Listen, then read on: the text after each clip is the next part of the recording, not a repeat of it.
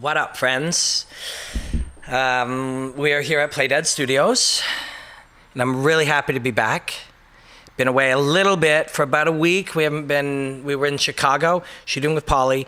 I had some family in town, but I'm happy to be back because this series, Water, the study of martial arts, it started when I thought a deep dive. I started to get excited by the deep dives. Instead of looking only at the small things or going through the same cycles, trying to compare who's a better boxer, these guys, or who's got better jiu-jitsu. These martial arts has changed so dramatically over the last 24 months that if we study it and analyze it the same way, we're not doing it justice. We're missing everything. As things change, anything changes, you have to study it differently. You have to analyze it differently. You have to make different comparisons. Once upon a time, a telephone, if we were to compare telephones, we would say, what color is this one and this one? How does the rotary dial work? What does the ringer sound like? Well, this one's ringer is better than this one's ringer, but this one has a smoother rotary dial than this one. Now, you're trying to compare phones, none of those things are relevant.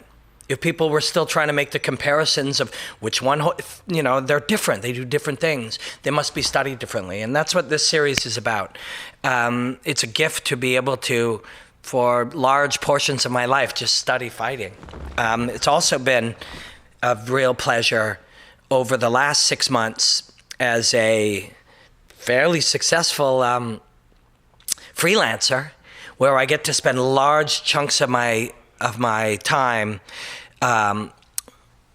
just analyzing coaches, being embedded with fighters, traveling to study fighters. I went to Albuquerque and studied Cub Swanson. I spent a week in Korea studying the Korean Zombie and Do Ho Choi. I've been embedded with George St-Pierre for weeks and weeks, following his training. So I'm able to analyze fighting in real time. The analysis of just looking at footage or taking what we've seen from past fights and trying to compare that, I'm realizing how limiting that is and how wonderful this is. So it allowed me and forced me to look at fighting very differently. So what I want to look at today and what's been really of interest to me today and what deserves exploration is when we talk about evolution, the evolution of fighting, and we can look at certain things. We don't have to spend much time being able to say that when a jiu-jitsu guy fought a kickboxer, later as both learned aspects of both, that was a type of evolution. And when fighting became, got to a point in around 2007 to 10 where we believed that now we knew what the best of MMA was, that was a stage of evolution. Now we're at a stage of evolution where we're breaking those rules. We're finding that if everybody believes that you must have this underhook in this position, and I train how to fight from an overhook and he doesn't, perhaps I would develop some advantage. And that the belief systems of fighting itself changes fighting. So quickly, a few of the things I want to touch on. I've been embedded with George St-Pierre and observed and participated and trained with and got crushed by George in many different martial arts environments over the last few months. And when you take where George evolved, he and Anderson Silva were of a time. Anderson Silva's fighting Kelvin Gastellum, totally different time. He's 25 years old. This man's 41, 42. Anderson Silva's solidly into his 40s. 41 for sure, and he may be older. He was 40 when he fought Bisping, as I recall, and that's got to be a year ago. Although time's a pretty malleable thing these days, depending on how busy you are. So Kelvin at 25 thinks differently, and I cannot stress this enough. It's something valid, I think, relevant for all of us to know that the way that it's somebody who is 25 thinks about this telephone, thinks about it, understands it, relates to it, is different than how I do. I take what my experience of a rotary phone and then a digital phone and then a smartphone and a flip phone and all these things, and I add in a certain linear way to my understanding of what this is. A child now, there's 3-year-olds and they're swiping. I was going to say swiping right, but I think that's a sex thing. So they're not doing that. But they're playing and interacting with these environments. At 3 years old, they interact with that interface and the way that their brain connects to it differently than I do. Kelvin Gastellum not only expresses fighting, but exists in a fight very differently than Anderson Silva does. Very differently. The way he feels it, the way he is a part of it, the way he manipulates a fight, it's different. And it needs to be examined differently. That's my job. I have to change. People who do my job, we must change. Because if we try to describe Kelvin Gastelum's fight, a Kelvin Gastellum fight, using the same basic ideas, rotary phone, flip phone, striker versus grappler, we are not doing our jobs. We are holding back people's understanding and enjoyment of fighting. So we need to look at it differently. It is different. So I want to explore a little bit. I'll storytell as best I can through what I've learned from observing George, how George and Anderson existed, how different Kelvin Gastelum's relationship to martial arts is, and then Conor McGregor is part of the same Kelvin Gastelum era. By the time you watch this, Kevin Lee, oh no, that's next weekend. Kevin Lee versus Tony Ferguson. This fight is not the same thing as George St-Pierre versus Matt Hughes. It's not. It's not the same sport. It's not the same art. They punch each other and they kick each other. But what is happening between between these two is not the same thing that happened between George and Matt Hughes. It isn't. It isn't. And that's amazing. But it's our job to understand what's happening. Now, sorry, you don't have to. The reason you're watching this channel is you want to go down this rabbit hole. If you don't, then, well, you probably left already. But it's my job, as I see it. This is not the same thing that is happening. That happened when Matt Hughes and George St-Pierre fought. It's something different. So, and Conor McGregor is a part of that, and so is Kevin Lee, so is Tony Ferguson, so is the trainers and the coaches. Greg Jackson doesn't see fighting the way he saw it 10 years ago. He understands it on a different level. Matt Hume has been on a lifelong exploration as to what's really happening there, and that's our job. So let me try to connect these things as best I can, because I'm still exploring. I just am sharing it while I'm exploring. Some of it's wrong. Sometimes I'm going down the wrong path. But someone has to go down that path to get to the wall, to either figure out how to go over the wall or under the wall or disassemble the wall or realize that wall's not going to change right now. Then we'll have to go all the way back down that path, but it was still worth going down because now we know that one's not ready. And then we go down other paths. So let me see where we can start. I've had the great gift of being able to be embedded with George St-Pierre. Embedded is a good description because I've mentioned it before, there's a documentary coming out on TSN. TSN is the sports channel in Canada. TSN stands for The Sports Network. And I'm working with the highest level producers and shooters and editors and really able to go and explore to make a half-hour-long documentary on George's comeback, the fight with Bisping, etc. So, to accomplish that, you sit down and you do interviews, good old interviews, sit down in a chair. But we did one beginning, middle, and end, and I was able to go in and understand more as I revisited, gather more information about George's life and thoughts. Then you talk to Firas, who spent a lifetime with him now, an adult lifetime, teaching him and learning with him and exploring with him and see what information he can give you. And then train with him, watch him train, talk to him about training. What are you doing? Why are you doing it? What does this mean to you? And then train with him. Have him in my guard as he leans back to elbow me in the face. He didn't elbow me in the face or I would be scarred for life and I would look different than I look right now. Much more gruesome. And I'm already fairly gruesome. Experience it, feel it, and then see it. And what the stories we're telling you and I'm sorry to say, are not the truth, because we're using the way we described it 20 years ago, and they're not thinking that way anymore. They're not training that way. Nobody's coaching that way,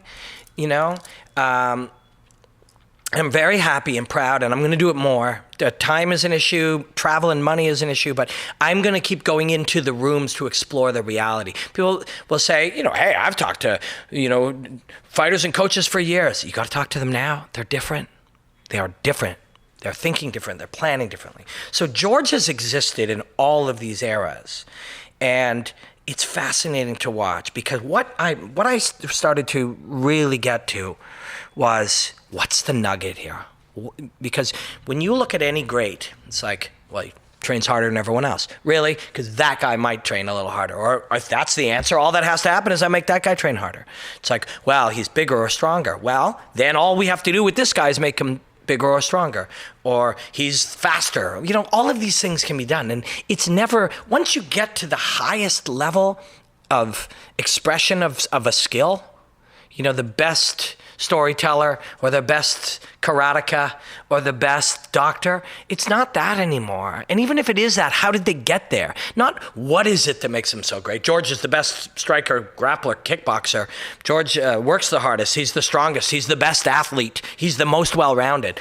Even if those things are true, the next question is how and why? And how and why has to be something that if somebody else had that answer, maybe they could be better, but they're not. So you keep looking. George trained, and why is George so good? Well, an early answer you get is, well, he trains with the best in each discipline. The best in each discipline. That's great.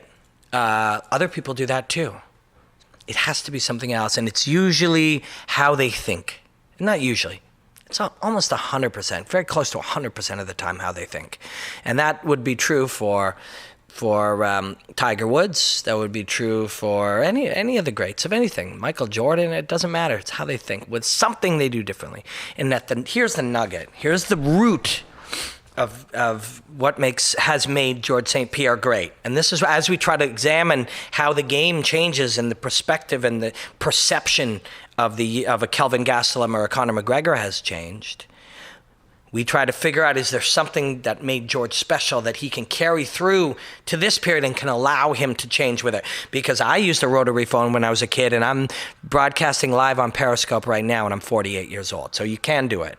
I can't do it like a 20-year-old can, but can the other things that you learned let you do this? So here's the big thing with George. This is if there's one thing, because it can all trace back to one thing. Works harder. Okay, well, why? How? He trains with the best. Why? How? He's more driven. How? Why? And this is what it comes down to. This is what you find. George, so he loves to train. That's all he wants to do, because he's in a constant quest to get better, constant quest of improvement. Now, that improvement for him is martial arts improvement. Some people are trying to get smarter or play a better guitar or whatever. They're in constant quest of improvement. Still, lots of people are like that. Lots of other people other than George St-Pierre are in a constant quest for improvement. Here's the biggest thing. So that gets us to the next level. Not enough. Then at that level, George takes joy, true joy, in finding his failures and his weaknesses. And that he's on a constant, desperate quest to find things that he doesn't do very well, find places he's weak, find aspects of him that are flawed or weak. That's the greatest joy that he has. That's what's made him great. And why is that interesting? Because if we can do that, we can get better at everything. He finds joy in it. And you'll hear this from anybody. If George St-Pierre gets tapped to something, he just becomes so happy. He'll fight it to the death. But when you're able to beat him, he's now found something he needs to learn. He's now found something. It's a joy for him to get tapped out. It's a joy for him to get taken down by the highest level wrestlers. Why does he train with the best wrestlers? Montreal Wrestling Club, I've spent time there. I brought Kevin Lee there to train with George. And they're great people over there. And Those are the best wrestlers we can access in this country, and people come from around other areas of the world to bring their great skills and drive there. George trains with them. Why? Because he's trying to find somebody who can beat him constantly. Some way that you can out-wrestle him. Some way you can outthink him. Some way that you're stronger than him. Some weakness in him. He finds joy in it. That's his purpose. He wants to continue to find things that he can fail at, because then he can go repair them. Accept the truth of it. Accept the truth of that failure or weakness. Embrace it, and then you can study it. Why is it like that? And then you can improve it. Right? Right? And if that is so, as we get through this new, and we are in it, deeply in it. We've been in it for a long time, and it's been the failure of people like me to have let people see it. So we're still way behind in our understanding of fighting, our way we talk about it, our way we share it with our friends. That's our fault. But as George travels through this period, he now takes that curiosity, that desperation to find some way to fail, so that it can point him in the direction of study. And that's why he's been able to continue to train with these young people, and it allows him to grow like them. Kelvin Gastellum, who's fighting Anderson Silva. Anderson Silva, of course, from the same era as George. If there was a Mount Rushmore, it's something we're doing at TSN. One of the pieces I'm doing for them. It's like a Mount Rushmore of fighter faces. And, of course, Anderson and George are there. And the discussion is, how does that change over time? Now, obviously, if George beats Michael Bisping, because Michael Bisping's growing and changing. But if he does, he stays on that Mount Rushmore for much, much, much longer. It's harder to forget him as time goes on. But so this desperate desire to find your flaws and using your flaws to point you in the direction of your work is what made him so great. And an interesting side note for me is Conor McGregor, because this is what George and Conor McGregor have in common. When I was talking with Paulie, if you haven't watched my interview, sit down. I don't like to call him an interview. Brunch hang with Paulie. He was talking about he's trying to get a fight, right? Paulie's a good dude, as you will see if you watch that sit down. If you don't watch it, you'll be like, why would you say that piece of shit is a good dude? But if you actually spend time to see him, he is not a piece of shit. He's a very brilliant dude. But so we're discussing it, and Paulie, who is using a tool, which is this, to try to get a fight with Conor, which would be valuable, fun, exciting, good for his brand, make him a ton of money, give him purpose, he'd love it. Dude loves to fight, right? What's that? And vengeance. Although, he's a hothead. He wants vengeance. He's mad about it. He's an Italian hothead. He is mad about the whole thing. But so at one point he goes, yeah, but Conor's a quitter. He's got that bitch in him, he's saying. That kind of shit. Now, saying it that way is for this purpose, trying to get what you want. But Conor's fucking said it himself. He said it the night of the fight because he finds joy in finding a weakness. Because if he can find a weakness, and again, Paulie, way wrong on this. He's like, you can't be successful with that in you. Really? We're talking about a guy who's probably made $80 or $90 million, had the biggest fight in the world, is a 2-division, 2-weight, free fighting world champion. Obviously you can, and he already is. But the joy that Conor finds in finding a flaw, it's like, and that's not easy. Not only is that not easy, it takes an incredible amount of self-awareness and humility to go, I found a weakness. Under a particular kind of pressure, when tired, I might fold. Conor, even the night of, he's like, I don't know why this keeps happening. I keep shutting down mid to late in a fight. I believe it's psychological. It's fucking powerful. So I was trying to, as much as I wanted to, let Paulie do his thing, which is, I want fucking, this guy sucks. So, that's fine. McGregor wouldn't be bothered by that in the slightest. In fact, he would probably just be like, not good enough. He has a tendency to not give people what they want if he feels they're beggy. Anyways, what I was trying to get across to him is like, finding your flaw, having the self-awareness to study it, accepting it allows you to change it. That is the secret to why George St-Pierre was the greatest fighter in the world and is trying to prove that he still is. is that joy of finding the weak point. McGregor has that too. Somebody else sent me a message. I think it's disgusting the way that you flip-flopped on McGregor or changed who you're with. It's like, who I'm with? I'm with the fucking truth. That's who the fuck I'm with. I'm with the truth. Now, am I massively inspired by Conor McGregor? Yes. Is he one of my favorite fighters? Yes. Do I like him and, like I said, find inspiration in him? Yes. Has the study of his game and how he's changed martial arts, the business of martial arts, the expression of martial arts, is that something that I value massively? Yes. Do I cheer for him? Yes. But who I'm with the fucking truth. And the truth is powerful. The truth is powerful.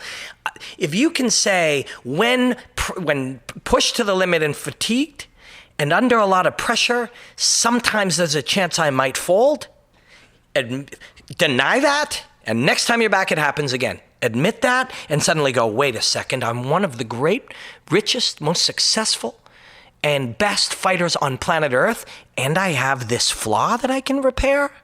That's fucking powerful. George St-Pierre is the greatest in the world because of that. That's mandatory. And if we need to, I mean, you don't need to, you can do whatever you want, but it's there for us to see that and go, how can we apply that? It is very rare for me these days to fight with my friends or argue with my wife. But over time, you want that to become even rarer because you don't argue with them because there's something wrong with them. You argue with them because there's something wrong with you. Because when somebody's rude to you and you're tired, you don't have your shit together, you haven't been eating well, you're not taking care of all your business, sometimes you're a dick. I mean, that's true for all of us. But for the most part, we're trying to be less dicks over time. That's a really valuable thing in life. On the rare occasion that I'm a dick to my friends or people close to me, it's really powerful if you can go in and go, what did I do wrong? Not what did they do wrong? And your knee-jerk reaction is going to be, what did they do wrong? But over time, you go, what did I do wrong? Because if you find that and you can fix that, this will happen even less. And through much of your life, there'll be these rare occasions where the only time you'll really lose your shit is when you're hungover after months of dedicating yourself to analyzing a fight, and a bunch of people who don't study as hard as you say shit on the internet, and then you act like a dick for 2 days. Because we all have it in us. But for the most part, we can learn lessons like this. Find my flaw, find my weakness, find where I failed, admit it, and then I can change it. Because all it really is whether you're George St-Pierre, Conor, anybody else, you look and you're either going, I got worn out. The very worst answer, and if you have friends that are fighters or people, and it's true of many other things, but fighting is the thing I study, so I can give you the fighting example, is people go, well, I just got caught. I had a really good fight, I just got caught. You learn nothing. It's a hashtag congrats, you learn nothing. I just got caught means I didn't do anything wrong. In fact, I was doing great. Some random thing happened in the universe, some random moment that I was entirely had nothing to do with me, and therefore I lost. But so there's nothing I can learn from this. Just sometimes you get caught.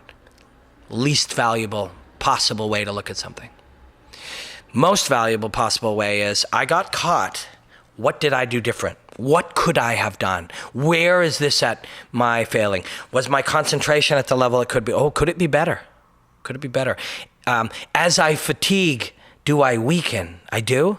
How do I both get my ability to fatigue less, recover more, and bring up my constitution while fatigued? Do I lose focus while I'm tired? If somebody hurts me, if I'm distracted, if the ref screws me over, if the audience is, what of those things? Which of those things are things that are in my control and I could improve? And so back to George, that's the root of why George is the greatest fighter in the world. And it allows him the possibility as we start. I haven't been able to be embedded with Anderson Silva, so I can't tell you what he's been doing. Or how realistically he looks at himself and fighting and the world around him and the people around him. Because George is not surrounded by yes men. George is not. He's not surrounded by people. Bro, you look amazing. Yeah. The way you get. But I've heard, and I'm not picking on, God forbid, I would pick on Big Nog, because Ramdeen would fucking kill me. That's his guy. But I had heard many times of people that train with somebody like that, a legend like that. So I'm not picking on him. He's a legend. But there are people who, because someone's a legend, they do him a disservice. And in the gym, they're like, oh, you got me again, coach. You got me again, master. Or they are in a position to take his back and they don't take it because they wouldn't want to disrespect the master. That is not me saying something undermining a legend. That is me. This is admitting truth. Sometimes when you're a legend, you're not able to detect how they're treating you. Are they cutting? That's unacceptable in George's world. He wants you to go after him. He wants you to tap him. I'm sure Anderson as well. Although I tell you, a lot of people revere Anderson Silva to such a point that when they're sparring with him, maybe they don't go the way they go. Maybe they also hold back a little and protect themselves. So I don't know what Anderson's doing. I can use George St-Pierre and compare what is possible, what Anderson could be doing. But Kelvin Gastellum's different. It's not like, well, we're fighting. People say, well, they're part of the new generation. And this will carry over to Tony and Kevin. They're part of a new generation. We say that. We say that. Something that commentators and analysts say, part of the new era. I don't know if Anderson, will be up to the speed or the technique. What does it really mean, though? Why would Kelvin at 25, why is it possible, in my case, I believe probable, that he would be better than Vitor Belfort or Matt Hughes? And Matt Hughes is doing good now, right? That's good. That's good. I've mentioned Matt a couple of times in here. It's nice to be able to hear that somebody's doing better where you can talk about their accomplishments and talk about what their contributions are instead of talking about their illness or injury or something. So that's nice. I'm glad to hear that.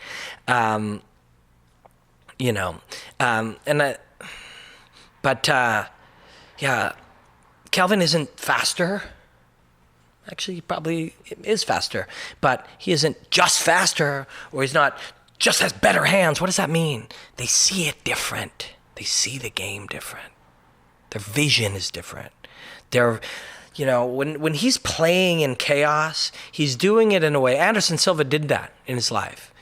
And Anderson, why was he so, when you look at the famous Forrest Griffin footage, look at that. Watch that. Press pause and go see it. I'm not saying that. Forrest is one of my favorite people. And he's grown into this brilliant, go watch, if you can find Forrest talking about the Performance Institute. He's learned all these amazing things about training and performance and stuff, and he's really on the front end of that, and it's so cool.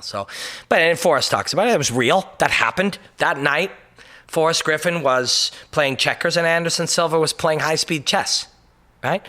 But it wasn't that Anderson's level of that was somewhere. It was that the comparative levels where they were. But today, when you're fighting Groovy Lando or Tony Ferguson or Kelvin Gastellum, that is this phone compared to a rotary phone. It's just another, and it's the understanding of where everything is and the ability to run the algorithms and basically keep those acrobats who keep all those plates spinning to be able to do that at high speed. And their vision looks different. The fastball hitter example is the simplest. Fastball hitter doesn't see a pitch the same way as you and I do. I think we all kind of know that. And I wonder how that carries over into their life and the way that they interact with the world. Is everything a little slower when it's not coming at you at 107 miles an hour? I don't know. It's interesting. I'm going to look into that. Does it change their relationship with time? Even you look at Formula One drivers. Yeah, a Formula One driver. All those high-speed situations, they're just driving a regular. For sure. Formula One driver is another great example. They are seeing the world, experiencing the world, taking something that would be horrifying and traumatic to the rest of us, but then it starts to become, yes, they're in a flow state, and that is true of George, it's true of Conor, it's true of Kelvin, it's true of Anderson Silva. I was on my friend Mike Pendleton.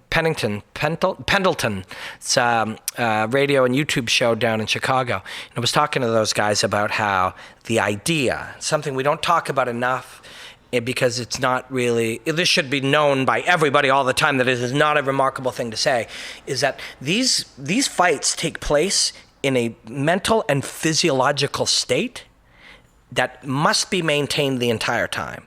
And if you deviate from that, or you lose that flow, that ability to access that mental state, boxers, jiu-jitsu guys, brilliant pianists, the Philharmonic Orchestra, the level of elite performers, they're all in an altered physiological state 100% of the time when they're performing at the highest level. Now, if and when you slip out of that state, suddenly you're just in a violent car accident, because you must be in that state to be able to see the game the way that Kelvin's seeing it, the way that Anderson's seeing it. And next time I see Forrest, I'm going to ask him about it. Once he was hit, damaged, concussed, whatever, did he snap out of that state? Did he break from the psychological state required for optimum performance, which is why he was playing checkers and Anderson Silva was playing high-speed chess. You can only do that in that state. But there's so many little aspects. And today, I'm sorry I'm not as concise where we're going, but part of what I want the study of martial arts to be, is exploration. And I know that won't be for everybody. And I know that, this is not going to be one of the most popular podcasts in human history, because we're trying to push the envelope. We're trying to go too far. So that we can find where the line is, because we're not going far enough. Our study, martial arts is one of the most incredible things in the world.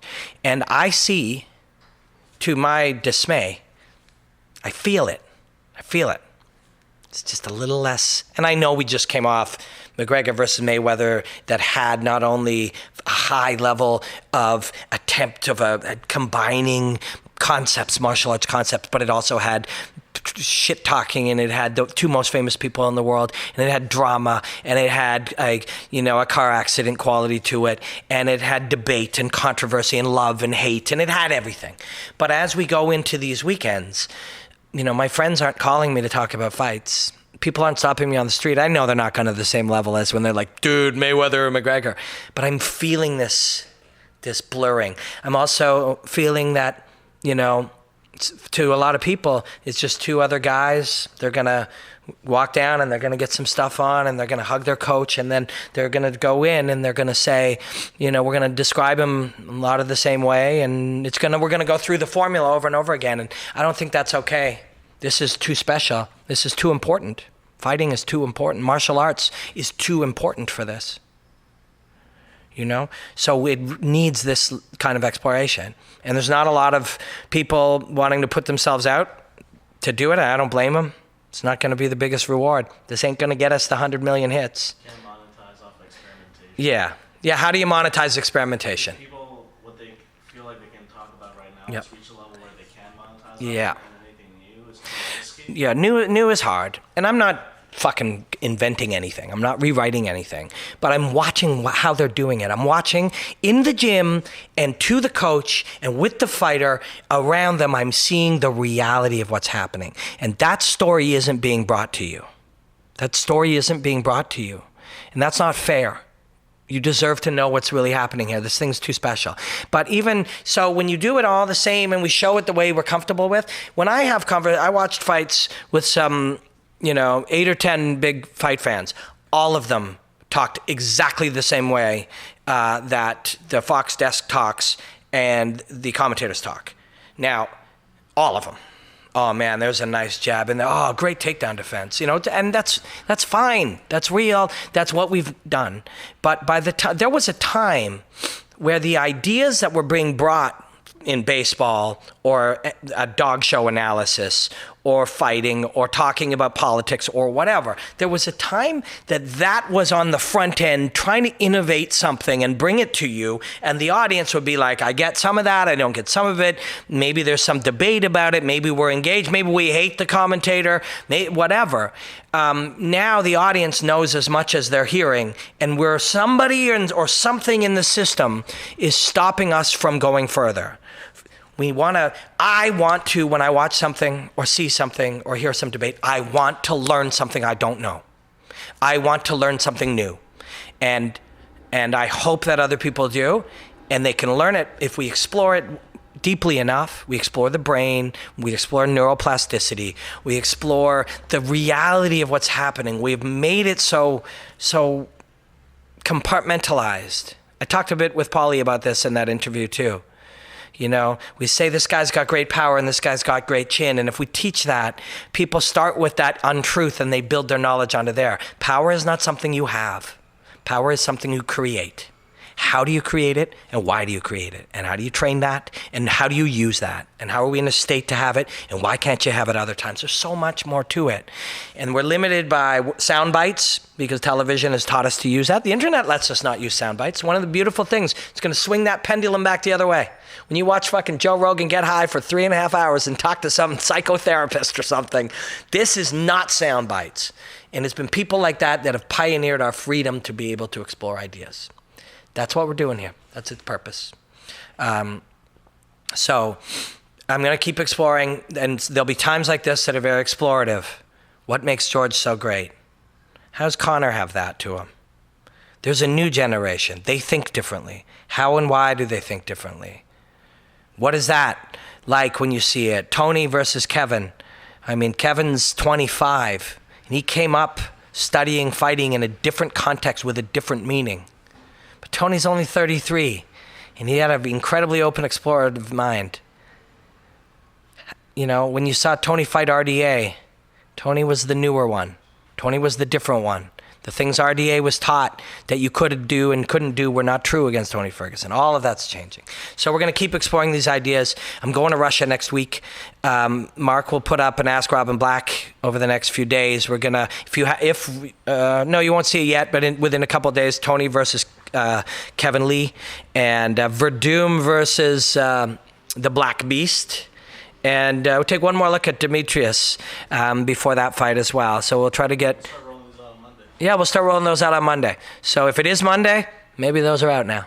But thank you for taking this journey with me. Every feedback is welcome. This is supposed to be an open form conversation. What we're doing here is admitting that what we think we know about fighting is limiting mind concepts. You know, when they fought like this, they called these fundamentals. This was the fundamentals. It's not the fundamentals anymore. Even the root fundamentals change as we think differently, as our opponents change, as our understanding changes. It all does.